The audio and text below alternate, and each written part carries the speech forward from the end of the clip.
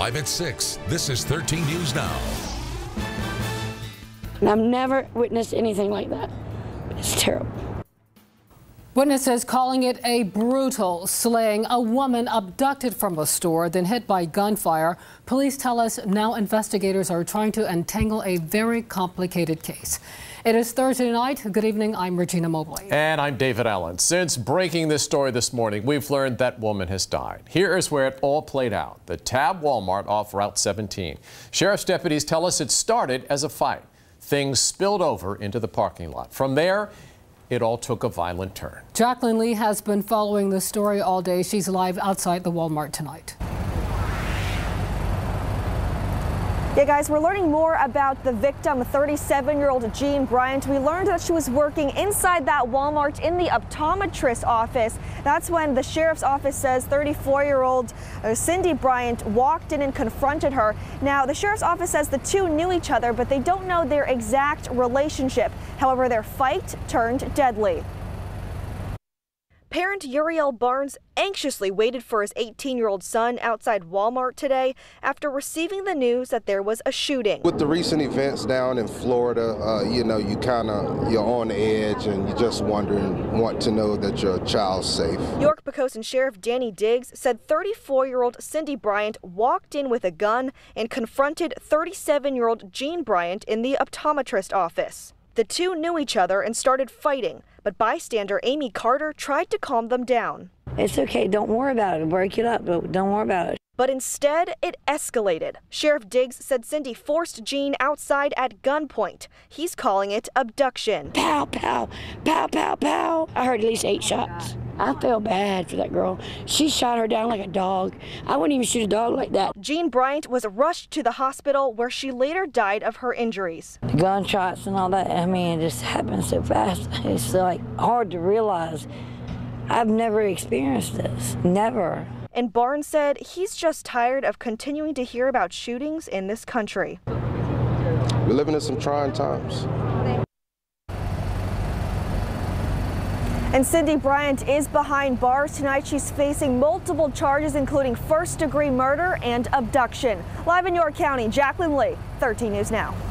Well, we first told you this story through breaking news on our alert from our 13 News Now app, so download it now for updates. It's free for Apple and Android.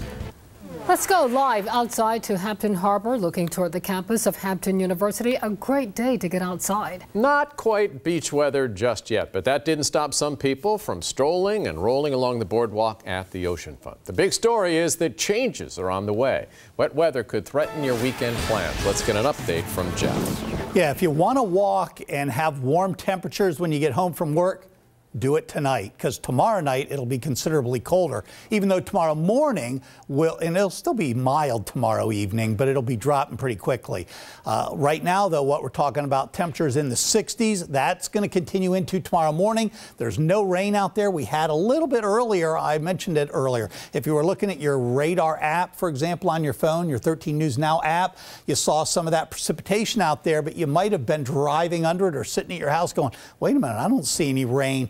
A tiny little bit of sprinkle activity made its way down to the surface, and that was it. Right now, we're still at 68. Winds, though, out of the southwest at 15, gusting even higher than that. As we go through the next 6 hours, look how mild these temperatures stay, even into the overnight. We're still going to be talking mid-60s out there, so a very pleasant evening, a bit breezy, as I mentioned, if you're going to go out and take a walk. But then things begin to change. This tomorrow temperature, today was 74, tomorrow's 71, but that's midday, even maybe early afternoon for some spots, but by late afternoon, it will be starting to dive bomb. Really chilly on Saturday, and then we go right back the other direction. With these big shifts comes some rain. I'll talk about that in just a couple minutes. All right, thanks, Jeff. A rare show of unity from leaders in Hampton Roads, representatives from every city coming together to just say no to President Trump's plan to expand offshore drilling. That was the decision made at the Hampton Roads Planning District Commission meeting today. 13 News Now reporter Allie Weatherton joins us now with the story. Allie. Well, Regina, it didn't take long for those people to decide they do not want anything to do with offshore drilling. They have two reasons, one of them being tourism, the second being our military.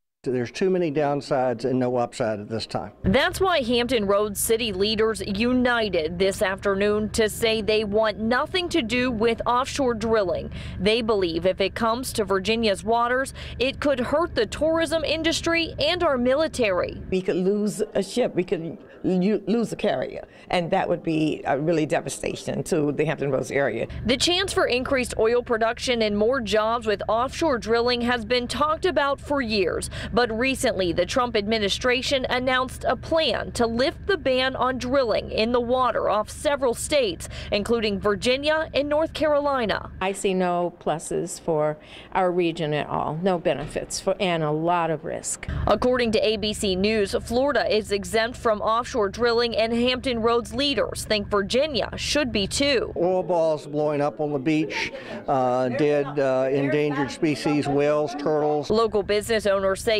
that's worrisome and hope offshore drilling doesn't happen here. This is our livelihood, this is our quality of life, this is our business. It's our future generations that are all at risk. Now, the next step for them is to write a letter to federal officials telling them they do not want this offshore drilling here off the Virginia coast. Live at the oceanfront, Allie Weatherton, 13 News Now. Now, 3 other communities have raised objections. Virginia Beach, Kill Devil Hills, and Southern Shores passed resolutions to try and block offshore drilling. All 3 say they worry about the impact it would have on tourism. Well, charges changed against a Norfolk father accused of shooting and killing his 4-year-old son. Today in court, a judge certified felony homicide and child neglect charges against Rayvon Messer. A former second-degree murder and firearm charge was dropped. Rayvon Messer Jr. was shot dead in a home in Ocean View last April. His father's attorney says these new charges support his claim that it was all an accident. Family members are asking how. The question now is to sort out the circumstances, whether there's any criminal responsibility. We don't think there is. I'm hurt, because I was looking for answers, but it's not time. Case goes before a grand jury March 7th. A person dies in a wreck near NAS Oceana. Virginia Beach police tell us it happened around 11 this morning along Oceana Boulevard. When our photographer pulled up, he found a cement truck and a car surrounded by police and paramedics. It took hours for officers to clear the scene. Our newsroom is still working to find out more about what happened here.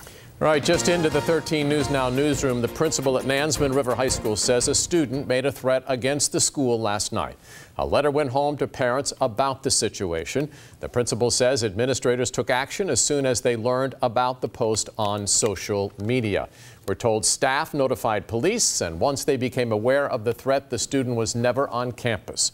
School leaders tell us they had extra resources at the school today just in case.